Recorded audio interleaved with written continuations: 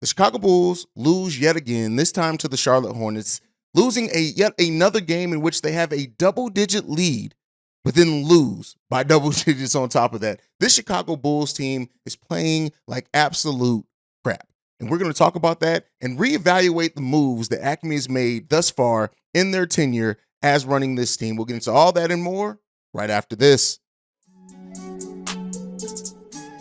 You are now tuned in to Chicago Bulls Central, your number one place for all Chicago Bulls news and content.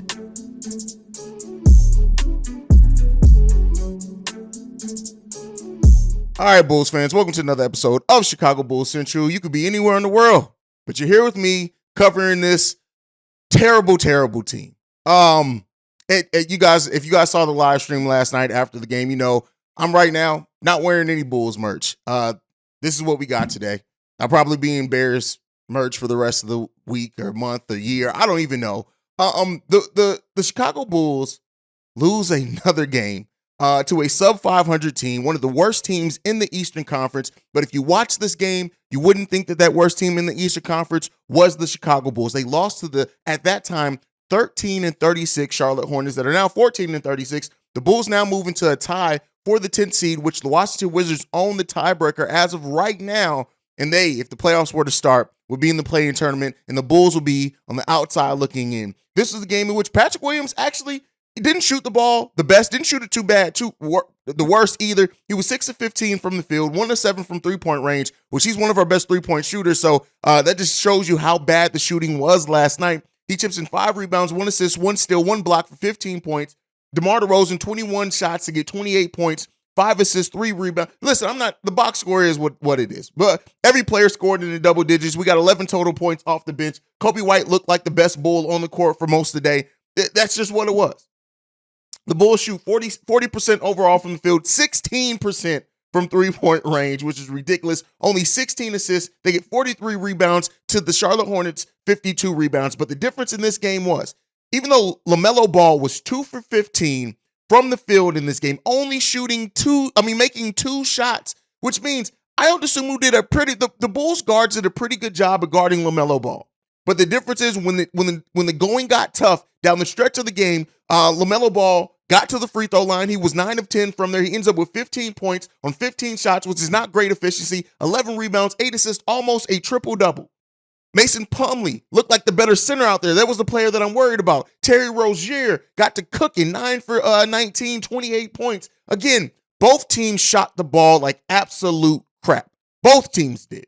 The Charlotte Hornets were 46% from the field and 21% from the three-point line. But the difference of the fact of the matter is, what made the difference between these two teams last night was that when it got tough down the stretch, the Charlotte Hornets made the right plays. They played as a team. The Bulls did not know, once again, how to react once they got punched in the face. And that is the culture here in the Chicago Bulls, and the culture that the city of Chicago does not deserve at all. A team that can't take a punch, that doesn't know how to respond, that when teams get to going and pushing the pace, things like that, this team looks like absolute dog crap. Everyone from top to bottom, nobody gets a pass but really Kobe White, and I'll give Ayo Dosunmu a little bit of a pass, a minor one, a little bit of a pass. Kobe White, even though he wasn't scoring with the most efficiency, 2 for 9, highly inefficient player, made the right plays on defense, made the right plays when moving the ball, was active, like Kobe White. This version of Kobe White is a damn solid player, and he did not. And it's funny to say, but even though he didn't score the most points, even though he didn't do those things, this team did not just. The points, and this is why box score does not matter. This is why when people get to using box score analytics to try to dictate the impact of a team, because you would look at the box score and say, hey, the starters did pretty good. We had 2 starters with 9 rebounds each, another one with 5. Like, you would look at it and say, hey, they did okay. No, they didn't. Because if you watch this game, you would have seen that this team looked like a team that didn't want it. This team looked like a team that didn't have any extra gear. I don't want to hear nothing about the back-to-backs, the trip to Paris. I don't want to hear nothing about that. This team just did not have it for the second game in a row, and they lose now. Again, they are not winning the week. They at best could tie the week. And the Orlando Magic, we're going in to face the Orlando Magic tomorrow, and the Orlando Magic are the team that matches up very well against the Chicago Bulls and very well could cook our asses. This team looks like absolute dog shit. That's what this team looks like. It's not good. It doesn't feel good. There's no pride in having it. They don't have any. How can you have pride in a team that plays with no pride? Zach LaVine, 8 for 19 in this game, 18 points. Not terrible shooting. It's not terrible. But again, he had 9 rebounds, 2 assists, 2 steals. But if you watch the game, he looked like crap. DeMar DeRozan and Zach LaVine are the worst defensive 1-2 punch I may have ever seen in my life. I'm not even using that as hyperbole. I really, truly mean that. They are terrible. Now, Zach has been kicking it up in a different gear defensively every odd game or so. He's had an improved defensive season this season. He has. I'm not going to let my frustration take away from that. But when the going gets tough, he don't guard a goddamn thing, and his decision making down the stretch is terrible. DeMar DeRozan can't stay from fouling players with 4 fouls last night, all of them costly for the Chicago Bulls. All of them. This team is just not it. And they may very well sneak into the play-in. And I know some Bulls fans are going to say, oh, well, let's blow it up. Blowing it up is highly unlikely, and it's not happening. I'm telling you right now, if you're hitching your wagon to this front office, blowing this team up, it's not going to happen. But let's start reevaluating some of the things that this front office has done in the last handful of years, because it's concerning. Like, when you really take a step back and look at it, first of all, the trade for Nikola Vucevic. Let's not even just focus on the trade for Nikola Vucevic. This team, at that time, the Chicago Bulls were a young team with a coach and Jim Boylen that was so-so, right? Billy Donovan came in, tried to reassess some things, try to do some things. And for a team to be a 32-win team with that level of young talent, there's something to be said with it. And I know a lot of Bulls fans right now are talking about Lauri and why AKME traded Lauri, but we already know. Again, even though I'm frustrated, we still got to be realistic here. Lauri was not staying. The Jim Boylen era of the Chicago Bulls all but closed the door on Lauri Markkanen staying a Chicago Bulls, so that's gone.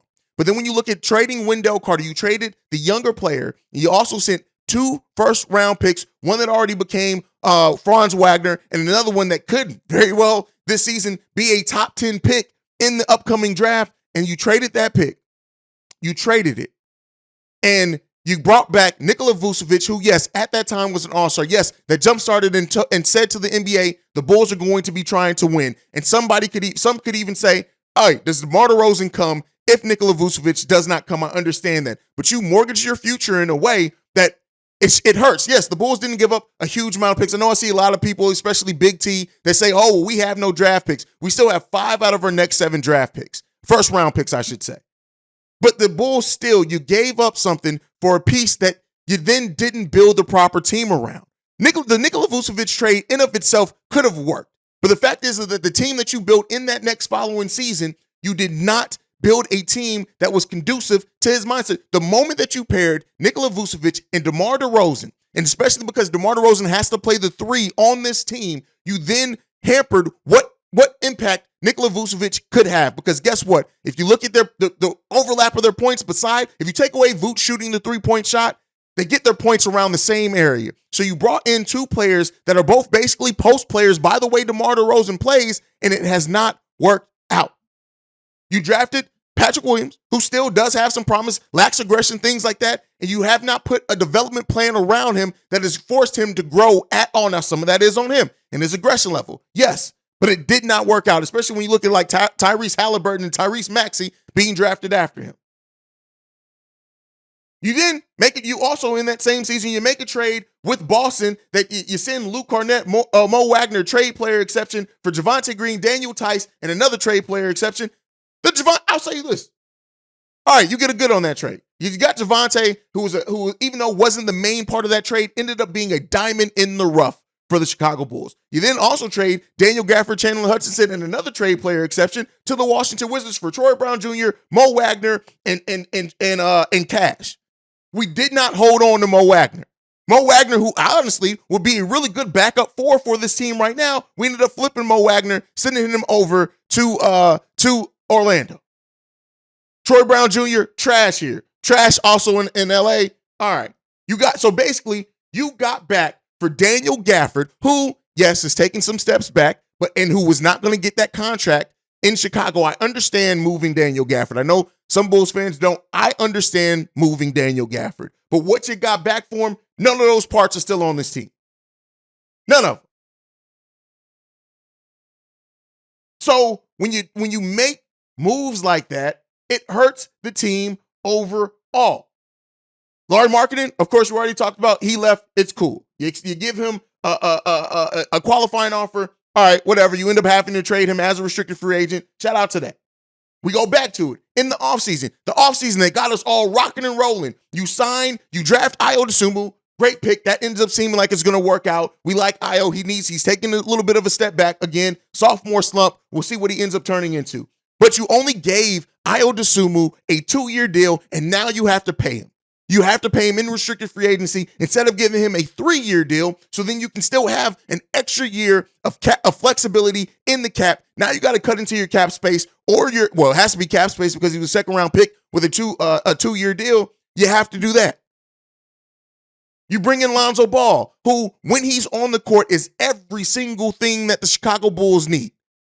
But he can't stay healthy, can't stay on the court. That, not of their own fault. It's just karma. Has not been a deal that has been paid off in a big way for the Chicago Bulls as of yet. I do think when Lonzo comes back, if he can stay healthy, we're going to get value out of that contract. I do think that we will. But you did that. You draft Dalen Terry, who, while having a lot of the skill set that we need on this team, has yet to play a single meaningful minute. I don't think he's played a meaningful minute of NBA basketball. Marko Simonovic, you draft him. You give him the 3-year deal. You should have gave Ayo. He is yet to make an impact at the NBA level.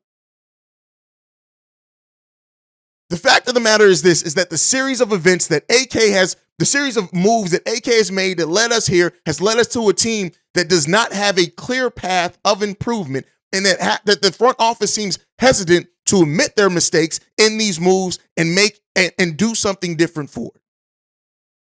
It's not working. This team, as currently constructed, does not work. And while I'm not a proponent for blowing it all up, and I don't think they're likely to blow it all up, part of this core needs to be broken up. I don't care if it's DeMar. I don't care if it's Vooch. I don't even care at this point which one it is. They're not moving Zach LaVine. It's not happening. You can't trade Lonzo Ball, and shouldn't, until you see what he's healthy, because him and LaVine are a backcourt that work really well when they're on the court together. But DeMar DeRozan, despite the stats that he puts up, despite that, because yes, he's putting up great stats. I get that. But it's more to that than the game of basketball and building a team than just stats. And DeMar DeRozan, to me, should be a candidate to go because he has value. Because championship level teams would be willing to give a bunch of picks up for him, because guess what? This team is so far away from a championship window. There's no way you're going to open a championship window while you have DeMar DeRozan on this team. It's not possible. It's not happening. Unless AKME pulls some magic trick that nobody else in the NBA sees happening, it's not going to happen. So you have to look at it and evaluate where you are now and then try to do something different. And I don't think this front office is ready to admit the mistakes that they made and do some things differently. And blowing it all up is highly unlikely right now, because teams see that the Bulls are struggling. Like, usually blowing it all up comes after, like when you have more success, not while you're struggling. This Bulls team is 22 and 26 or something like that. And they are even worse than that since our big run last season. It has not been a good season for the Chicago Bulls. It hasn't been a season that has left much hope. And despite having a nice 10 to 15 game stretch where the big three were actually putting up a positive point differential, we know that has not been this big three since they came together on the Chicago Bulls. You have a team that does not shoot very many threes in a league that is built around three-point shooting for the most part now. Yes, you have some teams that don't take high volume number of threes, like the Memphis Grizzlies. They don't shoot a lot of threes, but they're highly efficient in the way that they shoot it, and they still have an offense and players that play two-way ball. The construction of this roster, that I've said this before. I even said this last season when the Bulls were rocking and rolling and we were the number one team in the East. This roster, as currently constructed, doesn't have a championship ceiling. It just doesn't. It's not there. And so until this team is ready to start admitting those mistakes and start building something more meaningful, I know it sucks, but I said all that to bring it back to this. While we had a lot of young, unproven players on this team, there's something to be said about a young team that is figuring out how to win and how that is more attractive and more easier to build around. You now have a team with a bunch of people over 30 that really, let me not say a bunch, but two of your biggest pieces are over the age of 30 years old, and it's not going to happen in their window. It's just not. Unless you get, Scotty Rodman, Joakim Noah, Luau Deng, and Derrick Rose all decide to enter the fountain of youth and come back and sign 1-year minimum contracts for the Chicago Bulls. It's not happening for this team. A championship window is not it. And you have built a team that it could be a perennial chance to make a play-in, but is that really what you want? Is that really what AK meant when he sat here and said that this team needs and deserves more? AK sat there and said that they have to have improvement, that is how they're going to judge this team and base this team on. You have to improve, that nobody should be surprised if the Bulls make the playoffs. But guess what? Where we sit right now, if the Bulls miss the play-in and are able to actually make the playoffs by avoiding the play-in tournament, there's a lot of people who's going to be surprised by that. So AKME, by your own quote and your own words, you have failed. You have failed. You have failed yourself. You failed this team. You have failed this organization. You have failed the players. You have, more importantly, failed the city of Chicago and the Chicago Bulls fans around the world. You have failed. And so if you're not ready to admit your failure, where the hell are we going to go? Where are we going to go? It's a really bleak outlook. It has no clear path for improvement. We'll see what the Chicago Bulls team ends up doing. Man, I don't know. I really don't know. I'm frustrated, y'all. I'm frustrated. And there's a high probability by this weekend I'll be back wearing Bulls gear. But I'll tell you what, right now, this team doesn't deserve for me to wear the logo of the Chicago Bulls on me. And I'm not going to do it until I feel the call or the need to wear it. That's just how I feel and where I am right now. But you guys can follow the show at Bulls Central Pod. You can send us any feedback, questions, comments, concerns, bullscentralpod@gmail.com. Lastly, if you want to leave a text and or voicemail for our weekend mailbag episodes, you can do so at 773-270-2799. We are the #1 spot for everything Chicago Bulls related because of you guys. And like I like to end every episode on, go Bulls. Love you guys. I'm not saying see red because I'm not seeing nothing but black right now because I'm blacked out and I'm very upset with anger. But I love you guys. Peace, y'all. This has been a presentation of the Breaks Media.